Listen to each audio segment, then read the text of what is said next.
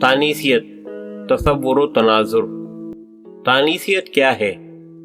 تانیثی تحریک اور اس کے اغراض و مقاصد کو سمجھنے کے لیے یہ واضح کر دینا ضروری ہے کہ لفظ حقوق نسواں، تحریک نسواں، نسائیت یا اس جیسے دوسرے مختلف الفاظ جو عام طور سے عورتوں کے حقوق کو شناخت کے اظہار کے لیے اصطلاح کے طور پر استعمال کیے جاتے رہے ہیں، وہ انگریزی اصطلاح فیمنزم کے متبادل نہیں ٹھہرتے۔ اس کی وجہ یہ ہے کہ ان الفاظ کے معنی محدود ہیں اور ان سے احتجاج کی ترجمانی نہیں ہو پاتی،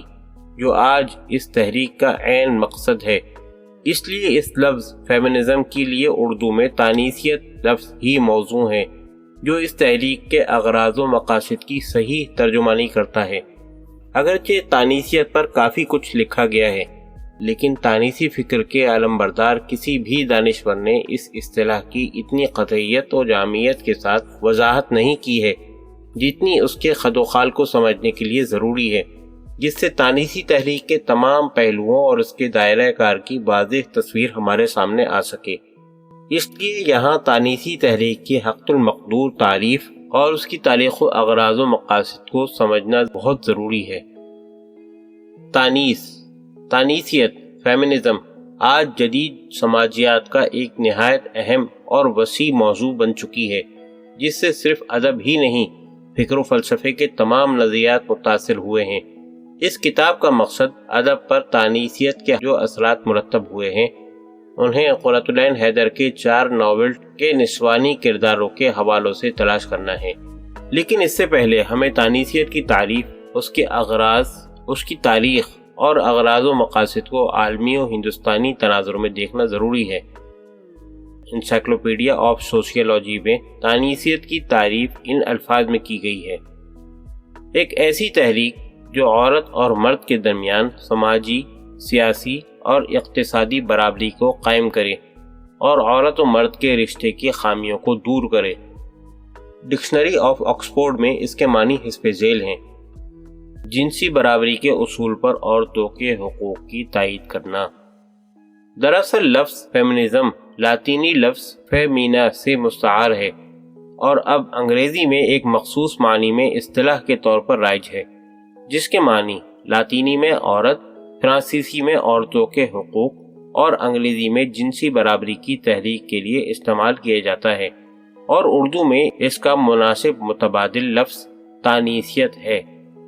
19ویں صدی کے آخر اور 20ویں صدی کے آغاز میں پورے یورپ میں تانیثیت خانگی اختلافات کو پیدا کرنے والا ایک جذباتی مسئلہ بن گئی تھی، اور عورتوں کے مسائل اور استحصال کے خلاف احتجاج کے لیے عام طور پر اس لفظ کا استعمال کیا جانے لگا تھا۔ تراندد اور ٹوبیگو کے انسٹیٹیوٹ آف سوشل اسٹڈیز میں تیسری دنیا کی عورتوں کے ایک گروہ نے تیسری دنیا میں تانیثیت کے مسائل پر گفتگو کی، جس میں تانیثیت کی تعریف وہاں کے روڈا ریڈوک نے ان الفاظ میں پیش کی: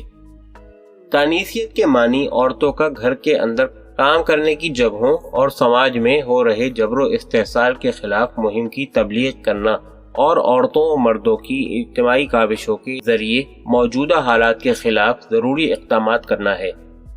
تانیثیت کی یہ تعریف اس تحریک سے مختلف تھی جس میں صرف برابری اور خود مختاری کی بات کی گئی تھی۔ اس میں برابری کے حقوق کے ساتھ ساتھ قانونی اصطلاح کو بھی شامل کیا گیا تاکہ عورتوں کے ساتھ جاری حق تلفی کو ختم کیا جا سکے،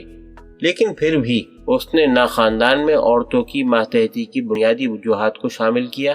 اور نہ ہی موجودہ سیاسی و اقتصادی نظام کو چیلنج کیا۔ 1972 میں تانیثی نظریے پر بینکاک میں ایک سیمینار ہوا جس میں تانیثیت کے 2 بڑے مقاصد بیان کیے گئے۔ اول یہ کہ صرف برابری ہی استحصال سے آزادی نہیں ہے، بلکہ گھر اور گھر سے باہر کی زندگی میں خود مختاری اور اپنی پسند کی زندگی گزارنے کے حق کی آزادی بھی نہایت ضروری ہے۔ ہر عورت کے اپنے جسم اور اپنی زندگی کو اپنی مرضی کے مطابق گزارنے کا حق حاصل کرنا خود مختاری اور وقار کے احساس کو پیدا کرنے اور اس کے تعین کے لیے ضروری ہے۔ اور دوم یہ کہ دوسرا مقصد قومی اور بین الاقوامی سطح پر خواتین کے خلاف ہر قسم کی نابرابری اور استحصال کو ختم کرنے کی مہم چلائی جائے اور اس کے ذریعے سماجی و اقتصادی نظام کو مزید انصاف پسند بنایا جائے۔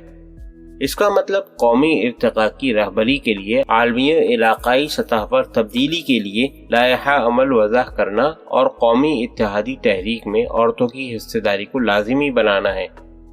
اس سلسلے میں تانیثیت کے علمبردار ایک امریکی سیاہ فام اسکالر چور ٹونے بینچ کے خیالات کو پیش کرنا مناسب ہوگا،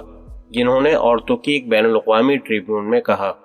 تانیثیت ایک باضابطہ سیاست ہے اور تانیثیت کو زندگی کے تمام شعبوں کی ترجمانی ضرور کرنی چاہیے اور وہ کرتی ہے۔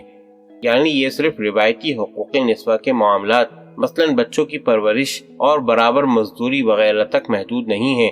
جبکہ ان کی بھی اہمیت اپنی جگہ مسلم ہے، لیکن اس کا دائرہ اتنا محدود نہیں کہ یہ صرف چند چیدہ معاملات پر ہی اپنی ترجیحات کو موقوف رکھے اور جس کا تعلق ہماری زندگی کے وسیع تر اور مجموعی سماجی و اقتصادی معاملات سے نہ ہو۔